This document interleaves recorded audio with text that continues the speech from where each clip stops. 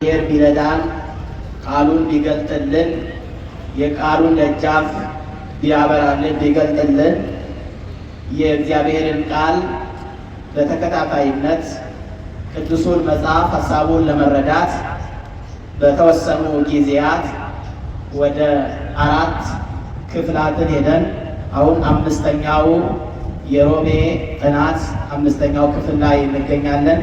5ኛውን ክፍል የምንጀምረው የሐዋርያው የቅዱስ ጳውሎስ መልእክት ወደ ሮሜ ምዕራፍ 1 ቁጥር 26 እስከ 32 ባለው ኃይለ ቃል ያሉትን ጽንሰ ሐሳቦች እንረዳለን፣ እሱን እንማማራለን ማለት ነው።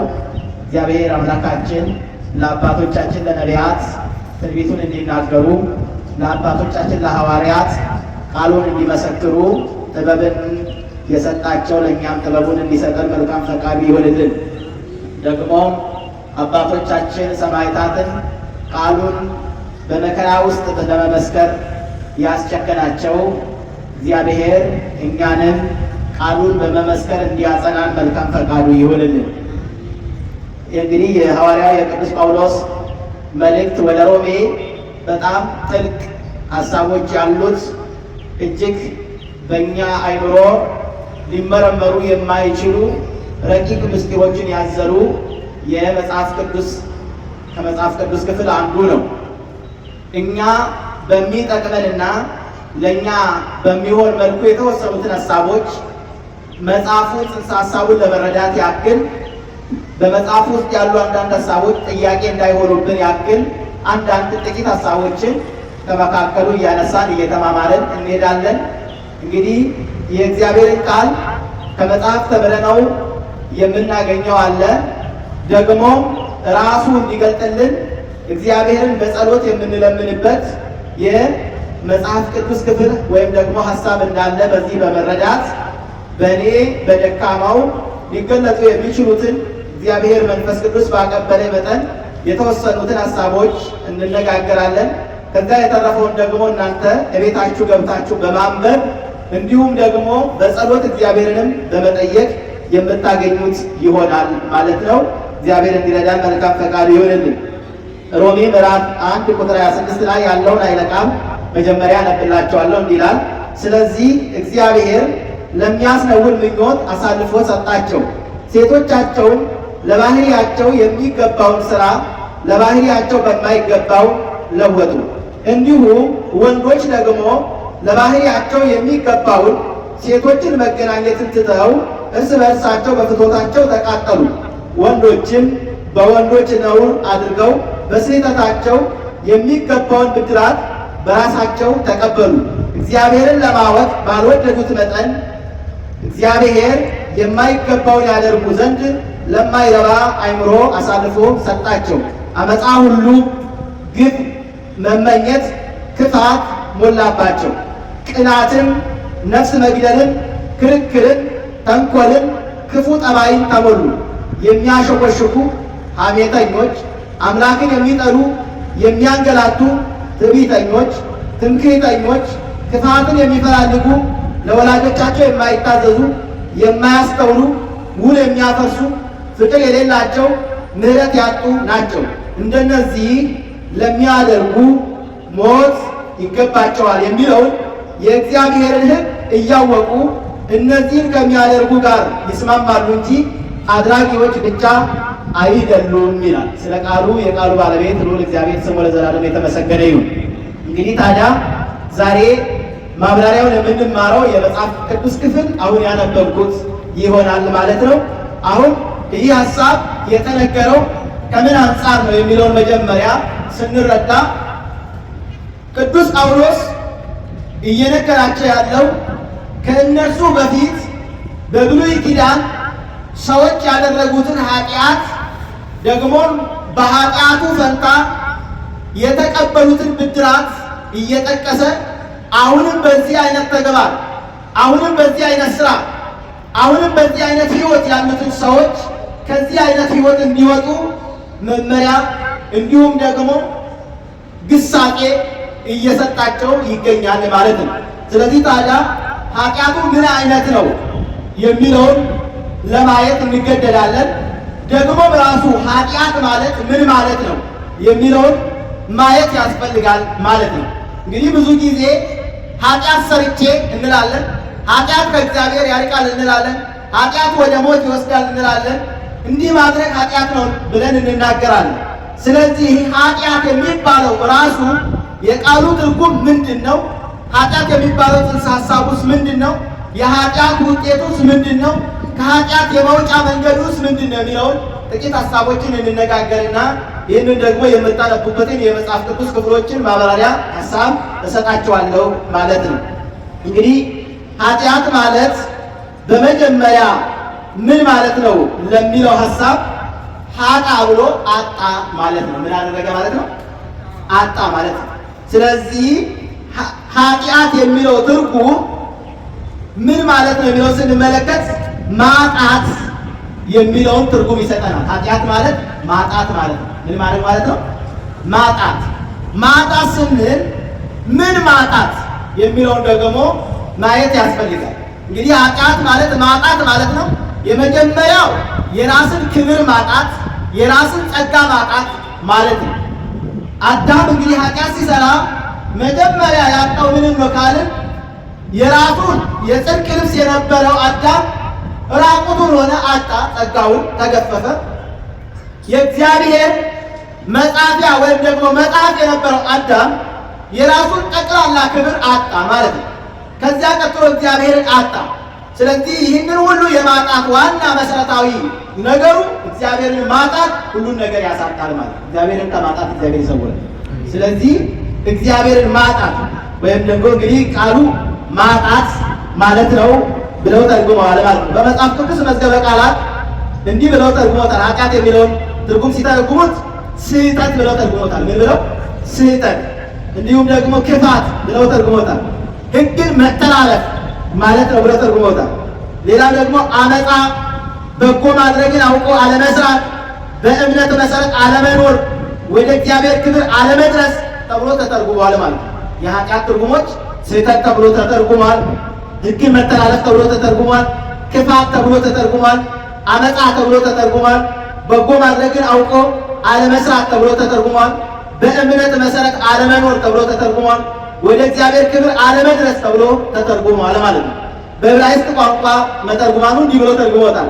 ኃጢአት ማለት ዓላማን መሳት ማለት ነው ብሎ ተርጉሞታል። ዓላማን ምን ማለት? መሳት።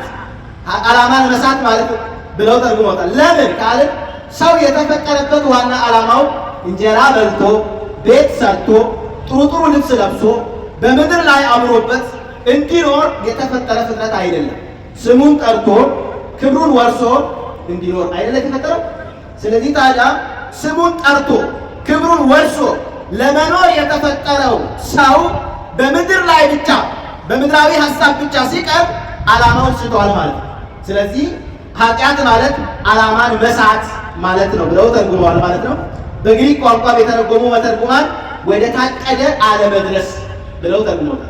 እግዚአብሔር ያቀደልን በገነት እንድንኖር ደግሞ እየታደስን ሺህ ዘመን እየታደስን በክብር እንድንኖር ነበር። ስለዚህ ታዲያ በእኛ ምክንያት እግዚአብሔር ወዳቀደልን እቅድ መግባት አልቻልንም ማለት ነው። ስለዚህ ያ ዓላማን መሳት ወደ ታቀደው አለመድረስ የሚሉትን ነገሮች ያመለክታል ማለት ነው። ከራሳችን በመነጨ የእኛ ፈቃድ በሚያመነጨው ወደ ኃጢአት መንገዶች እንሄዳለን ማለት ነው። ራሳችን ወደን ፈቅደን የምንሄድባቸው ሁኔታዎች አሉ ማለት ነው። ሌላ ከሰይጣን በኩል ኃጢአት እንድንሰራ ከሰይጣን በኩል የሚመጣብን የክፉ ጠላት አሰራርም ደግሞ አለ። ይህንን ደግሞ በዮሐንስ ወንጌል ምዕራፍ 8 ቁጥር 44 እንዲሁም ደግሞ ትንቢተ ኢሳይያስ ምዕራፍ 14 ቁጥር 12 እስከ 15 ስትመለከቱ ይህንን ሐሳብ ያስቀምጣል ማለት ነው። ከመላእክት አንዱ የነበረው ዲያብሎስ ከገዛ ራሱ ክፉ ፈቃድን ስላመጣ የኃጢአት ምንጭ ሆነ ይላል። ስለዚህ ወደ ሰው ልጆች ኃጢአት የሚለውን ነገር እንደ መረጃ ወደ ሰው ልጆች ይዞ የመጣው የመጀመሪያው ሰይጣን ነው ማለት ነው። ለምሳሌ ሞት፣ ሰው መግደል ኃጢአት ነው አይደለም? እሱን ራሱ መረጃውን ሰው አያውቀውም ነበር። ሰው መግደል መገዳደል የሚባል ነገር ሰው አያውቅም ነበር በአዳምና በሔዋን በአቤልና በቃኤል ጊዜ ማለት ነው። ቃኤል በቅናት ልቡ ሲያዝ ሰይጣን መረጃ ይዞለት መጣ። ምን የሚል መረጃ? ለምን አትገለውም የሚል ለምን ምን አትገለውም የሚል መግደል ምንድነው ብሎ ቃኤል ጠየቀ። ምክንያቱም ከዛ በፊት ከአቤል በፊት የሞተ ሰው ስለሌለ ሞት የሚባለው ነገር ፈጽሞ በሰው ዘንድ ስለማይታወቅ መግደል ምንድነው ብሎ ቃኤል ጠየቀ። ከዛ በኋላ ሰይጣን ለቃኤል ለማስረዳት እንግዲህ አባቶቻችን መተርጉማን እንደሚነግሩን አንዱ ቁራ መስዋዕት አንድ ሰው መስዋዕት ይሰዋል። አንዱ ደግሞ ቁራ ሄዶ ያንን መስዋዕት ምን ያደርግበታል? ይበትንበታል። ሰይጣኑ ሰው ተመስሎ ያንን ቁራ ድንጋይ ይዞ ምን ያደርገዋል? ይመታዋል፣ ይገለዋል። መግደል ማለት እንዲህ ነው ብሎ ሰይጣን ለቃኤል እንዲህ አሳየ። ለካ እንዲህም አለ እንዴ ብሎ ወንድሙን ምን አደረገ?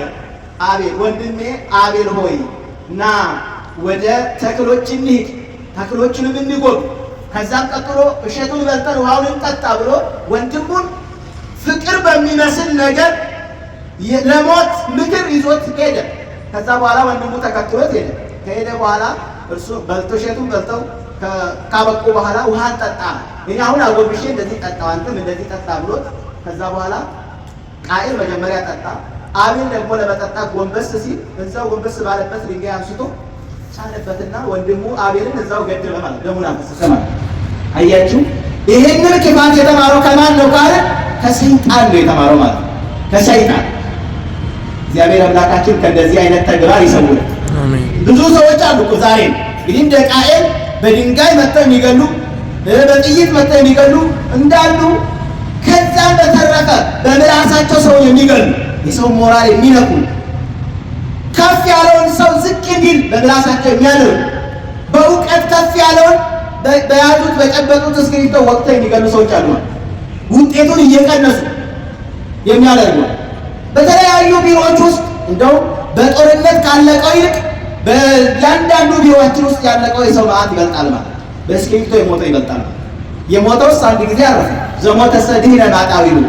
እንግዲህ በህይወት እያለ በምላስ የሚሞቱ ሰዎች በጣም ብዙዎች ናቸው ማለት ነው። እንግዲህ ብዙዎቹ በዚህ አይነት ተግባር ወንድምን በመግፋት ተግባር ይኖራሉ። ይህ ተግባር ግን የሰይጣን ነው ማለት ነው። በጥቅሉ ከሰይጣን የመጣ ነው ማለት ነው። እንዲሁም ሮሜ ምዕራፍ 5 ቁጥር 12 ላይ ታገኙታላችሁ። ወደፊት ስንደርስበት በደንብ እናብራራዋለን። እንደ ጥቅስ ነው ግን የመጣው። ኃጢአት ወደ ዓለም የገባው በመጀመሪያው ሰው በአዳም እንደሆነ መጽሐፍ ቅዱስ ይነግራል እንዲህ ሲል፣ ስለዚህ ምክንያት ኃጢአት ለአንድ ሰው ወደ ዓለም ገባ፣ በኃጢአትም ሞት፣ እንደዚህም ሁሉ ኃጢአትን ስላደረጉ ሞት ለሰው ሁሉ ደረሰ ነው። ስለዚህ ታዲያ የመጀመሪያው ከሰይጣን ሰው ኃጢአትን ተማረ። ቀጥሎ ደግሞ በአዳም በኩል የገባ ኃጢአትም ደግሞ አለ። እሱ የኃጢአት አይነቱ ይለያል። ሰፊ ማብራሪያዎች ውስጥ ስንገባ የምናያቸው ነው። የውርስ ኃጢአት የሚባል ነው በአዳም በኩል የመጣው።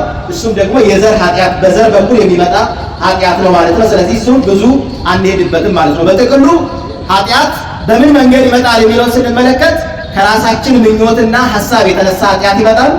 በሰይጣን በኩል ኃጢአት ይመጣል።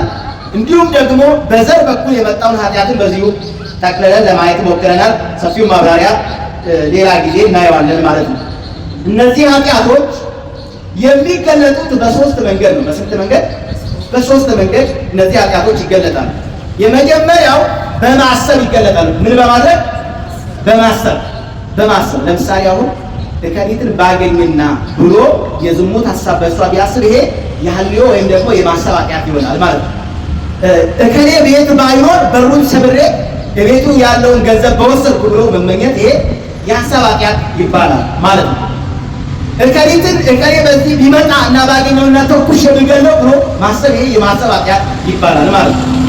ከዛ ቀጥሎ ሁለተኛው ኃጢአቱ ሊገለጽበት ነቢይ ማለት ደግሞ በመናገር ምን በማድረግ? ሁለተኛው ኃጢአት የሚገለጥበት መንገድ በመናገር ምን በማድረግ? ነገሩኛ ምን በማድረግ?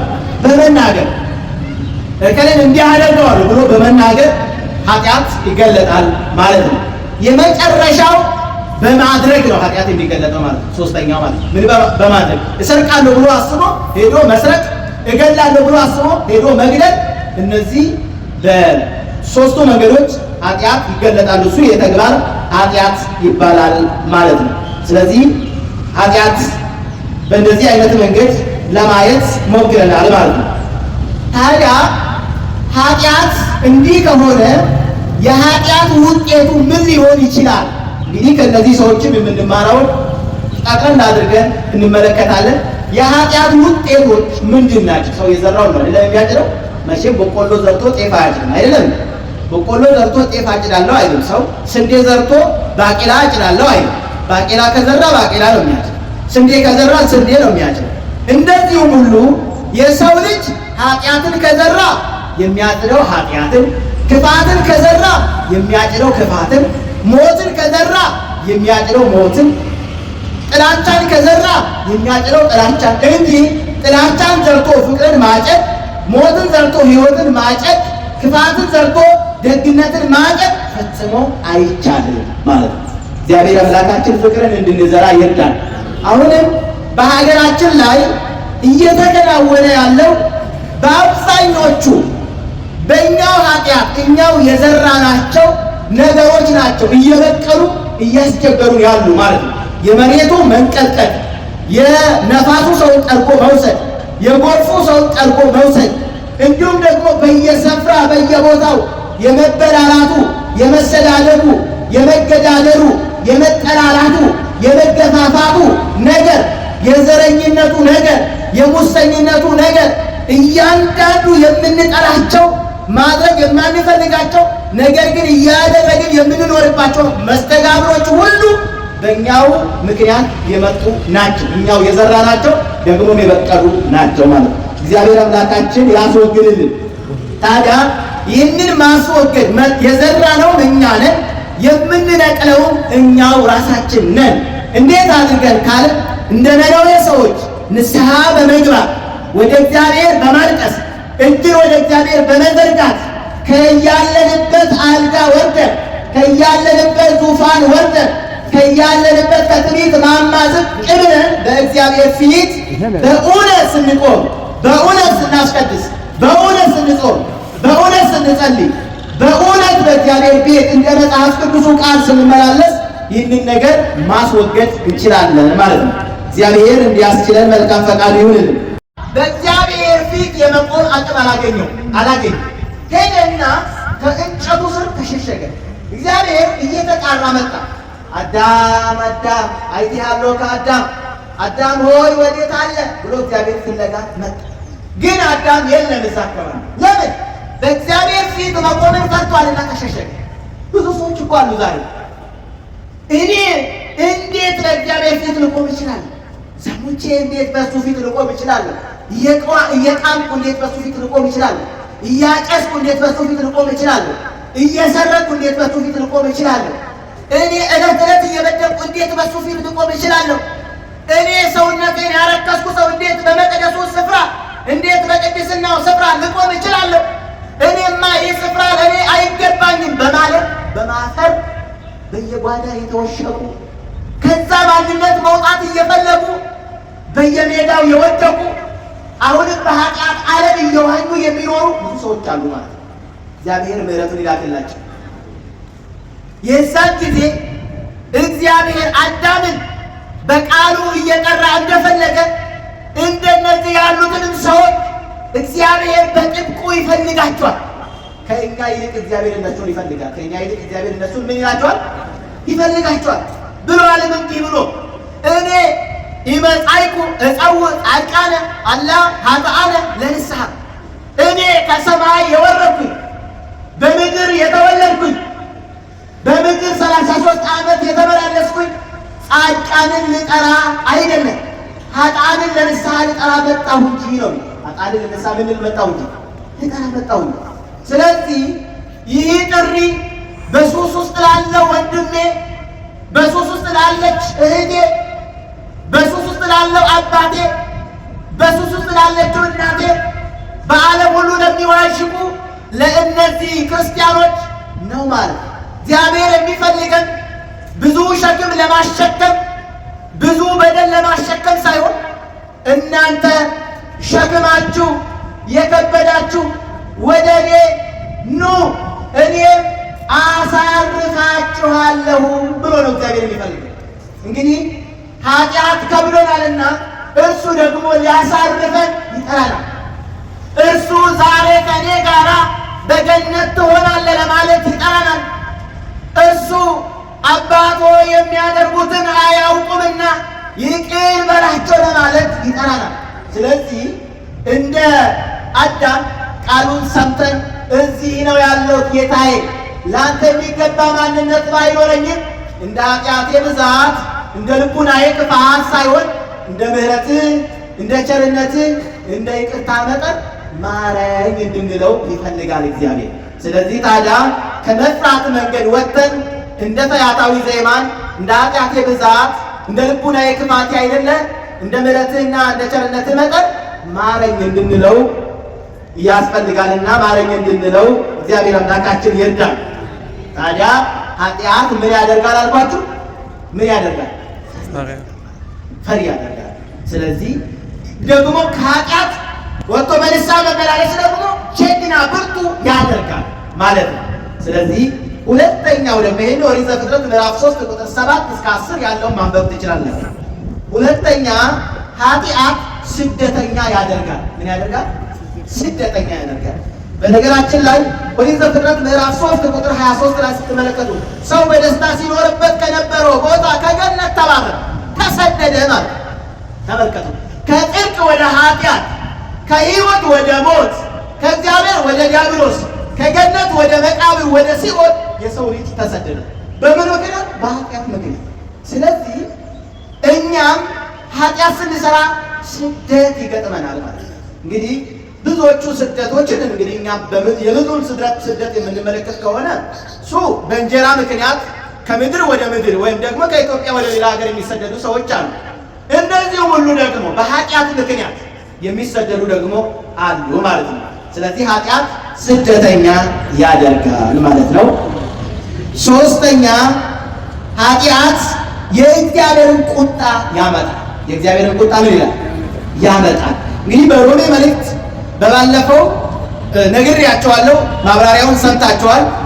እንግዲህ እንዲህ ይላል ሮሜ ምዕራፍ 1 ቁጥር 16 ጀምራችሁ ስታነቡ በወንጌል አላፍርም፣ አስቀድሞ ለአይሁዳዊ ደግሞ ለግሪክ ሰው ለሚያምኑ ሁሉ የእግዚአብሔር ማዳን የእግዚአብሔር ኃይል በማዳን ነውና ካለ በኋላ ጻድቅ በእምነት ይኖራል ተብሎ እንደተጻፈ የእግዚአብሔር ጽድቅ ከእምነት ወደ እምነት በእርሱ ይገለጣል ካለ በኋላ እውነትን በአመፃቸው ምክንያት በሚከለክሉ ሰዎች በኃጢአተኝነታቸውና በአመፃቸው ሁሉ ላይ የእግዚአብሔር ቁጣ ከሰማይ ይገለጣል ይላል። የእግዚአብሔር ቁጣ ምን ይላል?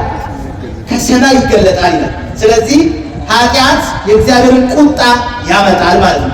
ዘፍጥረት ምዕራፍ 3 ቁጥር 16 እስከ 19፣ ዮሐንስ ወንጌል ምዕራፍ 3 ቁጥር 36 ላይ ተመልከቱ ማለት ነው። ስለዚህ ቁጣን ያመጣል ማለት ነው። እንዴት እንደሚያመጣ አሁን በማብራሪያዎቹ ላይ የምንመለከታቸው ይሆናል ማለት ነው። አራተኛ በሁሉም ላይ እርግማንን ደግሞ ያመጣል። ኃጢአት እርግማንን ያመጣል። ምንን ያመጣል? እርግማን። እግዚአብሔር አምላካችን ከመረገም ያድነን። መረገም እንግዲህ ፍጥረት ሁሉ ተረገመ በአዳም ምክንያት። ተመልከቱ ኦሪት ዘፍጥረት ምዕራፍ 3 ቁጥር 17፣ ሮሜ ምዕራፍ 8 ቁጥር 20 ላይ ስትመለከቱት ፍጥረት ሁሉ ተረገመ። እርግማኑ ምን የሚል ነው? ሾህ አሜከላ ይብቀልብህ የሚል እርግማን።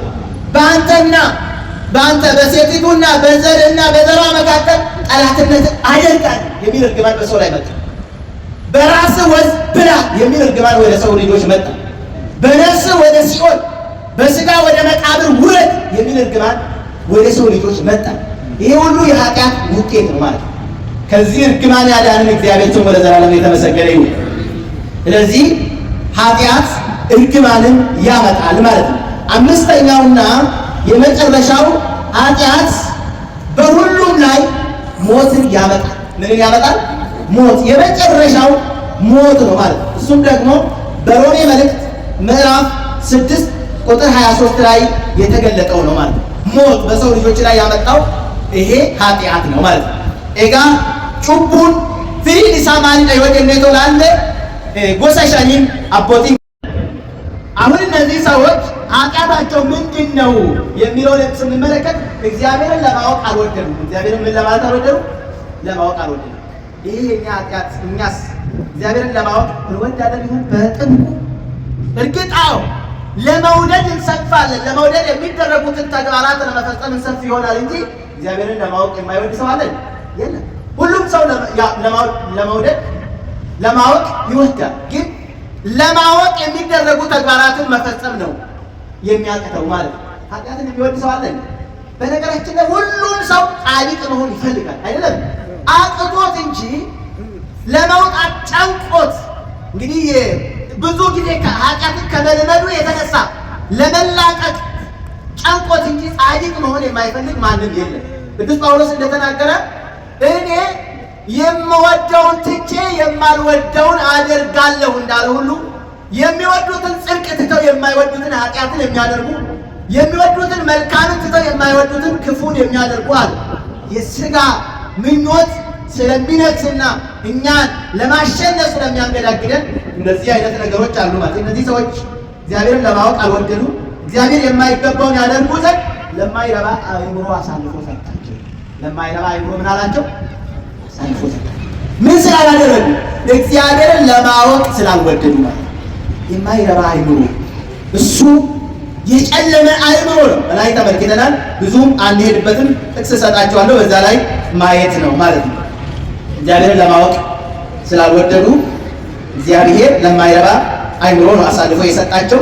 እነዚህ ሰዎች ያደረጉት ነገር ብዙ ነገሮች አሉ፣ ለባህሪያቸው የማይገቡ ሴት ከሴት መጋባት፣ ወንድ ከወንድ መጋባት፣ ብዙ ክፉ ኃጢአት ሰርተዋል ማለት ነው። ስለዚህ ለዚህ ማብራሪያ ኤፌሶን ምዕራፍ 4 ቁጥር 19፣ አንደኛ ቆሮንቶስ ምዕራፍ 6 ቁጥር 9፣ የይሁዳ መልእክት ምዕራፍ 1 ቁጥር 7፣ ዘፍጥረት ምዕራፍ 19 ሙሉን ታሪክ ማንበብ ነው። መጽሐፈ መሳፍንት ምዕራፍ 19 ሙሉን ታሪክ ማንበብ ነው። ዘፍጥረት ምዕራፍ 6 ሙሉን ታሪክ ማንበብ ነው ማለት ነው። ማስታወሻ የያዛችሁ ሰው ከነዚህ ታሪኮች የምንረዳው ነገር ምንድን ነው ካልን ሰዎች ዘፍጥረት 19 ላይ ስንሄድ ሰዎች ወንድ ከወንድ ጋር እየተጋቡ ብዙ ኃጢአቶችን ሰሩ። የኃጢአቱ ውጤት ደግሞ ከሰማይ የሚዘንብ የእሳት ዲን ነበረ። ያ የእሳቱ ዲን በምድር ላይ ያሉትን ወላፈኑ በሙሉ እንደደረቀ ቅጠል በአንዲት ሌሊት ሰውን ሁሉ የሰው ልጆች ሁሉ አመድ አድርጎ አስቀራቸው ማለት ነው። እግዚአብሔር ከዚህ ይጠብቀን በሆነ። ስለዚህ ኃጢአቱ ይህ ነበር። ይህ መሳፍንት ምዕራፍ 19 ላይ የተጠቀሰውን ታሪክ የጊብዓ በጊብዓ ቦታ እንግዶ ሆኖ ወደ ቤተልሔም፣ ወደ ይሁዳ፣ ወደ ኢየሩሳሌም የሚሄዱትን ሰዎች አንድ ሽማግሌ አስጠግቶ ሲያሳድራቸው እነዚያ ሰዎች በእነዛ እንግዶች ላይ ወንድ ከወንድ ጋር ዝሙትን ለመፈጸም በሩን አንኳኩተው የዚህን ሰው ቤት ከበው አውጣልን ዝሙትን እንፈጽምባቸው ብለው ያንን ሽማግሌ እንደጠየቁ ከዚህ መጽሐፍ ክፍል እንረዳለን። ያም ሽማግሌ እባካችሁ እንዲህ ያለውን ኃጢአት አትስሩ፣ እንዲህ ያለውን ክፋት አታድርጉ፣ እኔ አንዲት ሴት ልጃገረድ አለችኝ፣ ባይሆን እሷን ውሰዱ እንጂ በእነዚህ እንግዶች ላይ ክፉ ነገር አታድርጉብኝ ብሎ ያ ሽማግሌ ለመነ። ታዲያ እንግዲህ ከመጽሐፉ ክፍል ስትመለከቱ ያችን ሴት ወስደው ሌሊቱን ሁሉ ፀሐይ እስኪወጣ ድረስ ኃጢአት ፈጸሙባት ይላል። እግዚአብሔር አምላካችን ከዚህ ይጠብቀን ነው። ታዲያ በዚህ ምክንያት መቋቋም ስላቃታት ይቺ ሴት ነፍሷ ከስጋዋ እስኪለይ ድረስ እንዲህ አይነት ክፉ ተግባርን ፈጸሙባት ይላል ማለት ነው። እንዲህ አይነት ክፉ ተግባርን ፈጸሙባት። ታዲያ በኢየሩሳሌም ስፍራ ሁሉ እንዲህ ያለ ኃጢአት፣ እንዲህ ያለ ክፋት እንዳልተደረገ የሰው ልጆች ሁሉ እንዲያውቁ ምን አደረገ? በ12ቱ የሰውነት ብልቶቿን እየቆራረጡ በቢላዋ በሀገሩ ሁሉ ላይ ትምህርት እንዲሆን ላኩ። ተመልከቱ፣ እንደዚህ አይነት ኃጢአት። ታዲያ ዛሬም እንደዚህ አይነት ነገሮች አሉ። ሕፃናት በዚህ አይነት ተግባር ውስጥ ሕፃናት የሚሞቱበት ዘመን ላይ ነው። በዚህ አይነት ተግባራት ሕፃናት የሚሞቱበት፣ በዚህ አይነት ተግባራት የጸነሱ እናቶች የሚሞቱበት፣ በዚህ አይነት ተግባራት ብዙ ትምህርት ቤት ልጆቻችንን ለመላክ ጭምር የምንሰጋበት ክፉ ዘመን ላይ ነው ያለ ነው ማለት ነው። ይህም ብቻ አይደለም። ነገር ግን መከራ ትዕግስትን እንዲያደርግ፣ ትዕግስትም ፈተናን፣ ፈተናም ተስፋን እንዲያደርግ እያወቅን በመከራችን ደግሞ እንመካለን። በተሰጠንም በመንፈስ ቅዱስ የእግዚአብሔር ፍቅር በልባችን ስለፈሰሰ ተስፋ አያሳፍርም። ገና ደካሞች ሳለን ክርስቶስ ዘመኑ ሲደርስ ስለ ኃጢአተኞች ሞተዋልና፣ ስለ ጻድቅ የሚሞት በጭንቅ ይገኛልና፣ ስለ ቸር ሰው ግን ሊሞት እንኳን የሚደፍር ምናልባት ይገኝ ይሆናል። ነገር ግን ገና ኃጢአተኞች ሳለን ክርስቶስ ስለኛ ሞተዋልና እግዚአብሔር ለእኛ ያለውን የራሱን ፍቅር ያስረዳል። ይልቁንስ እንግዲህ አሁን በደሙ ከጸደቅን በእርሱ ከቁጣው እንድናለን። ጠላቶች ሳለን ከእግዚአብሔር ጋር በልጁ ሞት ከታረቅን፣ ይልቁንም ከታረቅን በኋላ በሕይወቱ እንድናለን። ይህም ብቻ አይደለም፣ ነገር ግን አሁን መታረቁን ባገኘንበት በጌታችን በኢየሱስ ክርስቶስ በኩል በእግዚአብሔር ደግሞ እንመካለን። ስለዚህ ምክንያት ኃጢአት በአንድ ሰው ወደ ዓለም ገባ፣ በኃጢአትም ሞት፣ እንደዚሁም ሁሉ ኃጢአትን ስላደረጉ ሞት ለሰው ሁሉ ደረሰ። ሕግ እስከመጣ ድረስ ኃጢአት በዓለም ነበርና፣ ነገር ግን ሕግ በሌለበት ጊዜ ኃጢአት አይቆጠርም። ነገር ግን በአዳም መተላለፍ ምሳሌ ኃጢአትን ባልሰሩት ላይ እንኳን ከአዳም ጀምሮ እስከ ሙሴ ድረስ ሞት ነገሰ። አዳም ይመጣ ዘንድ ላለው ለእርሱ አምሳሉ ነውና። ነገር ግን ስጦታው እንደ በደሉ መጠን እንደዚያውም አይደለም፣ በአንድ ሰው በደል ብዙዎች ሞተዋልና። ነገር ግን የእግዚአብሔር ጸጋና በአንድ ሰው በኢየሱስ ክርስቶስ ጸጋው የሆነው ስጦታው ከዚያ ይልቅ ለብዙዎች በዛ። አንድ ሰውም ኃጢአትን በማድረጉ እንደሆነው መጠን እንደዚያው ስጦታው አይደለም። ፍርድ ከአንድ ሰው ለኩነኔ መጥቷልና፣ ስጦታውን ግን በብዙ በደል ለማጽደቅ መጣ። በአንዱም በደል ሞት በአንዱ በኩል ከነገሰ፣ ይልቁን የጸጋን ብዛትና የጽድቅን ስጦታ ብዛት የሚቀበሉ በአንዱ በኢየሱስ ክርስቶስ በኩል በሕይወት ይነግሳሉ።